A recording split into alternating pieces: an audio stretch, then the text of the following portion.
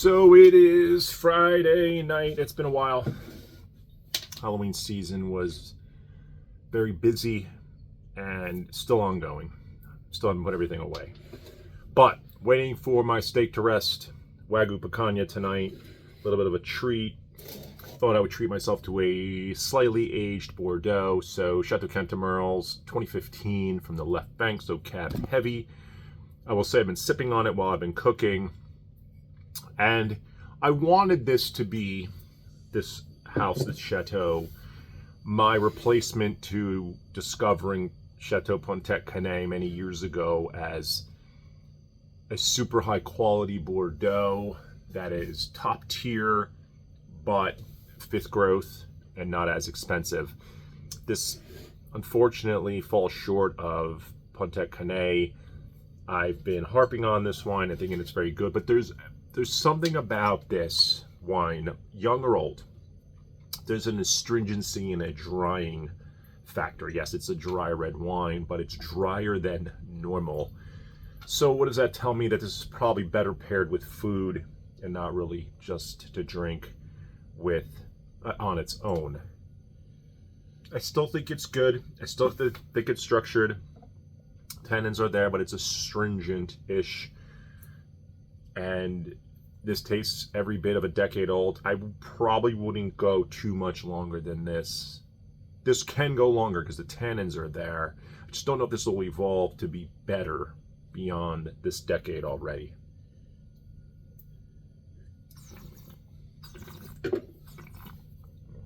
It's Bordeaux. It's rustic.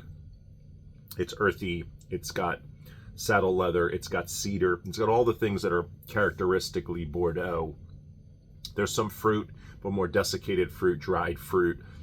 Dried blackberries is the predominant fruit flavor I'm getting, but not ripe.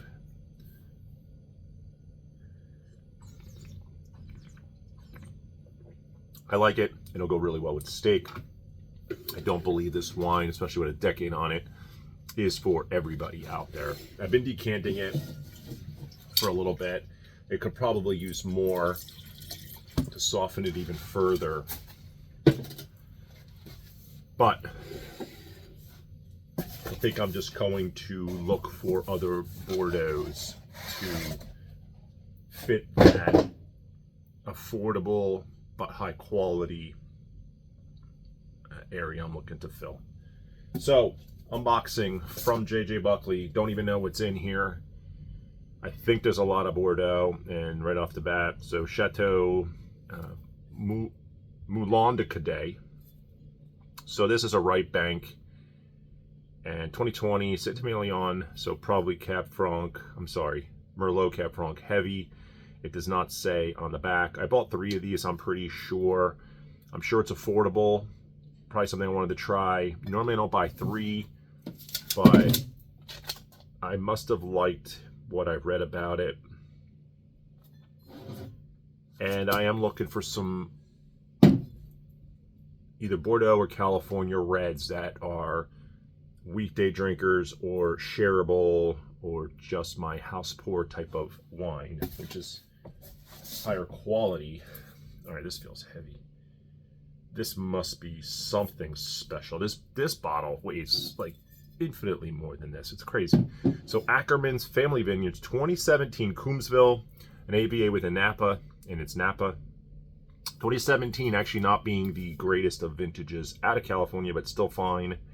Still good, just not as good as like 18 and 19. Although we did have a terrible vintage in California. I want to say it was 2020 or 21, one of the ones with the fires. So I don't know a lot about this. I suspect it's got some pedigree. I did no research on this. I cannot read the back of this. Maybe I should pause to see if there's anything interesting. No, nothing that interesting. I've had plenty of wines from Coombsville. We talk about the AVAs of Napa. When you name the AVA, you are going to get a higher quality wine most likely. If it just says Napa or Sonoma, you're pretty much not going to get something. It's going to be a blend from that region. When they specifically call out the AVA, the region within Napa, you're going to get something more special. My favorite AVA, if I had to pick one in Napa, is Rutherford, but there's others too. But Rutherford just happens to be one that I really enjoy, and that is on the valley floor. Ah, this wine's awesome. Okay. And this is from Oakville, and I do love Oakville, so another AVA. So this is Ghost Block's 2022 Cab. I had this wine once before. It was phenomenally good. So I wanted another one. The price must have been right. Whatever it was, this wine was awesome. Just awesome. So if you ever have an opportunity to buy Ghost Block at a good price, I absolutely recommend it. A little bit of age. So Noble Cab Napa, so it just says Napa, so it's probably a blend from Napa. It must be an affordable-ish wine. 2016, so some age. Can't tell you why I bought it. Wish I knew, but when I try it, if it's something special, I'll certainly speak about it, but seems like there's mostly Bordeaux and Napa in here. Oh, there's the another Moulin de Cadet. Oh, something with a screw top here. Ah, look at this. Okay, this is pretty interesting. Screw top. So this is a Pessac Léognan, so Bordeaux, but white. So with this, typically Bordeaux whites are Sauvignon Blanc and, why am I blanking on the second grape? Holy crap. Semillon. Sauvignon Blanc and Semillon are the blends typically, and the percentages vary.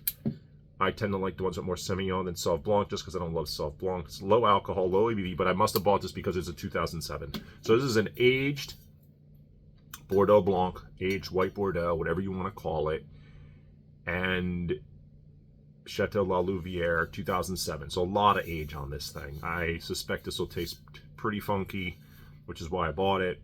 It's under screw cap, so we'll give it a shot. I love aged whites. I don't think I've ever had a very, very aged white Bordeaux. That'll probably be the oldest white Bordeaux I've ever tasted. So, and this looks familiar. Okay, so this is Anderson Family Vineyards Pinot Noir 2021. Great vintage out of, so this is out of Oregon. It's also great vintage out of California. 2021 was a great vintage for Pinot Noir. So any 2021s, I don't know why I bought this one specifically, except that I just really, lately have been really into some lighter reds when I just want a lighter red. And Pinot Noir, trendy as it is, still is terrific. Another Moulin de Cadet. And I do want to get into some more Burgundy, just not as familiar with all the vineyards and the properties and the domains. They call mostly domains, not chateaus, in Burgundy. So this is Pauillac region I absolutely love in the left bank. So Chateau Haute Bauge, Liberal, and Pauillac. So I don't know anything about this wine either, except I must be just trying a whole bunch of these Bordeaux to see if any of these are worthy of a case. And they're probably all in the right price range.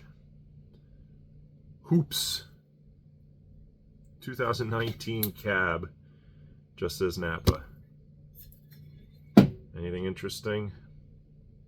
Multiple sites, like I said, because it just says Napa on it. Must be an affordable-ish cab from California, worth trying out. Wish I knew more about this. Ah, speaking of Patek Canet.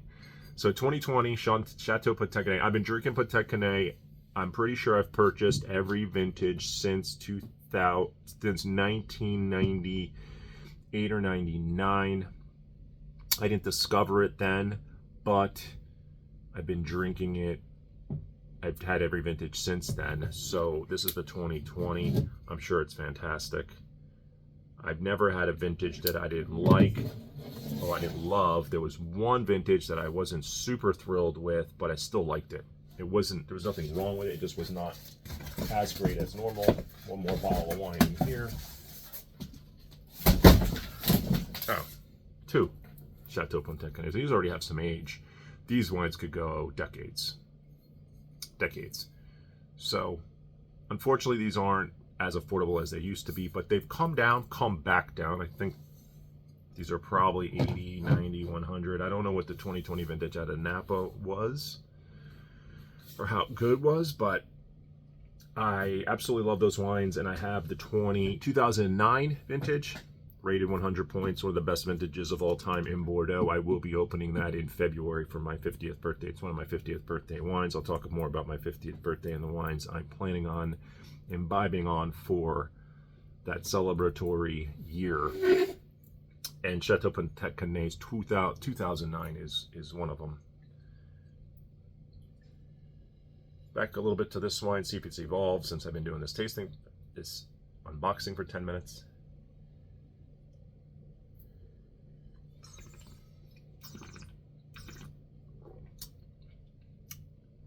Softened up a little less astringent.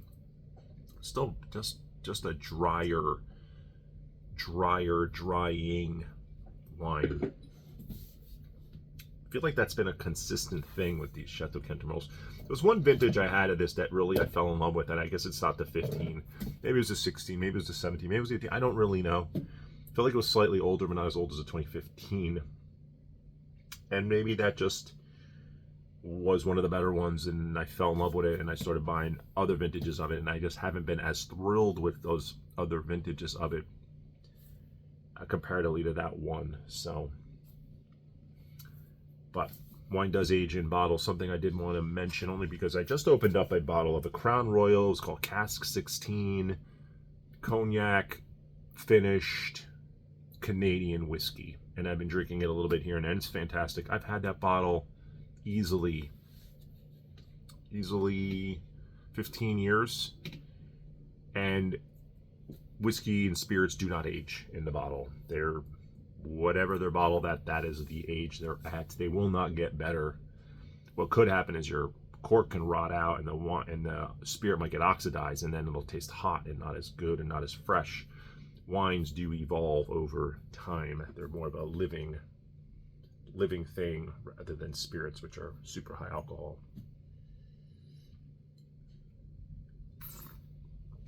I do have a Chateau Cantermel up there, and I wonder if that's the one I had that I absolutely love, the vintage.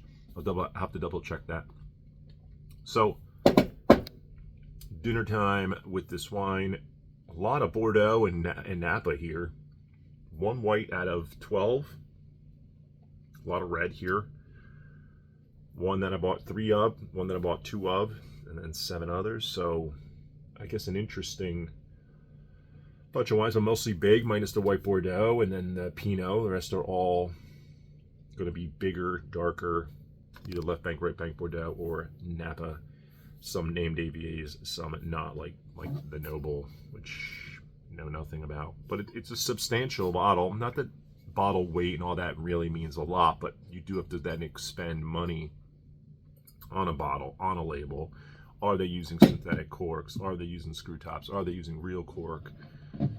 Are they using the particle board of cork, which it is cork, but it's kind of looks pieced together. So cheaper things to add to packaging and marketing of your wine. And the top brands will spare no expense.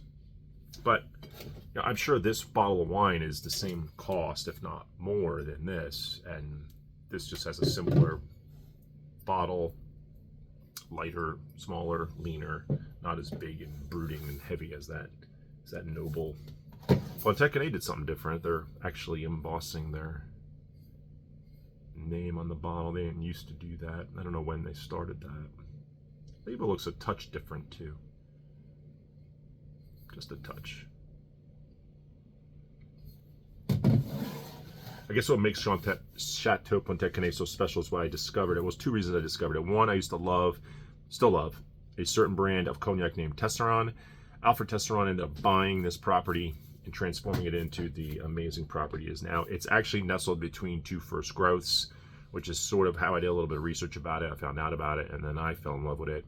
When I was buying those bottles, they were about $40, which now they're 100 plus, depending on the vintage. If it's a great vintage, they go even higher. Bordeaux has attempted to bring down the prices a little bit. They were 09, they went up a bit. 2010, it's like they skyrocketed because they had back-to-back super vintages, and then 11 was, I'm pretty sure, terrible. 12 was okay. 13 was okay, and Bordeaux sales must have started dipping, and then the costs came down, which is great for the consumer, but you're still paying crazy amounts of money for a first growth. I was trying to procure a first growth Bordeaux for my birthday. I've tasted some first growths. I've never had a full bottle. I wanted Chateau Latour 2014, an opportunity to buy it. I kind of missed out. The bottle got sold. I wanted a Latour. Latour is also from Pauillac, and that's pretty much why I wanted it, and having it with the Bouteille. And I'm also going to have a 2019 Scarecrow. So it's a Rutherford Napa Cab. It is a very difficult wine to procure. You have to be on the wine list for, I think it was on it for 7 years. I bought my first allocation. I did not buy my second, so I don't know if I ended up on the back of the list or not. Very expensive wine. Cult Cabernet. Scarecrow. Super simple bottle. Just has the Scarecrow from Wizard of Oz on it. Very excited to open that finally after having it. It's the 2019 vintage. It'll still be a baby when I drink it in a couple more months. But that's another 50th birthday wine that I'll be excited to try.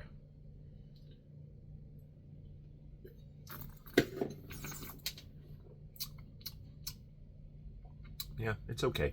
It's the wine's good, not great anymore. At least to me. I've just looking for something else in this wine. I've had a couple times recently, and I'm going to get another bottle. This is becoming one of my favorite wines, and even when I first had it, it was one of my favorite wines. I think it's Nino Negri, and it's from Valtellina, and it's the Sforzat, and it's a specific bottling, and it retails for anywhere from $80 to $100. I'm looking at it now. Stell 5-star Stell's Sforzat. It's in the Valtellina region of Piedmont, which what that just means is that it's a Nebbiolo based wine. Same grape as they use in Barolo and Barbaresco, but it's much closer. It's in the Alps, closer. It's in northern Italy, further northern Italy than Piedmont. And they vinify it using the Amarone style. So it's a kind of a more concentrated Nebbiolo, but from a region that's normally pretty lean. But it's higher alcohol, but it's got the acidity, it's got the body, it's got the tannin. It's delicious. It's got a delicious factor. It's just a phenomenal wine. It might right now, it absolutely right now is in my top 5 of wines to drink at a restaurant. I've seen it now twice for about $200. Once for $150, once for $200. It retails for $100. So when you find a wine that's either 1.5 times or 2 times the cost of retail on a wine list, as crazy as it sounds, it's a good deal.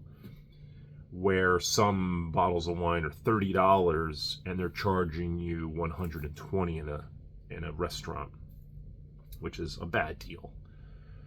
But you're paying $120, not $100, $150 or $200, but you're getting a much, much, much better wine with something like that. Now, you don't see that on many wine lists. I've just happened to see it twice at 2 great restaurants in subsequent years. So don't really want to talk about that exactly, except that I absolutely adore that wine, and it's in my top 5 of wines right now to want, desire. I love Nebbiolo. I love that style of Nebbiolo, the way they do it, a little bit different and super enjoyable.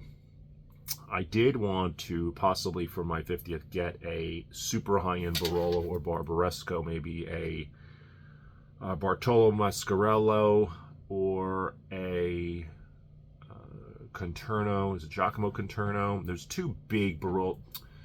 There's plenty of great Bordeaux producers, but 2 specifically that I've been wanting to try a wine from. A Barolo from to try one of the best Nebbiolos. I'm surprised I didn't go down that path. The only reason I didn't is because the comparison of some of the wines I'll be having that night won't really work. Nebbiolo is so stylistically different than what a 2 Cabernet-based wines will be, so I felt like it doesn't really fit. I'm definitely going to buy one of those. I don't know when, and for what, but I'm going to buy one. I'm going to try one in less than 5 years, so that'll be a thing. All right, that's it for tonight. Have a good one.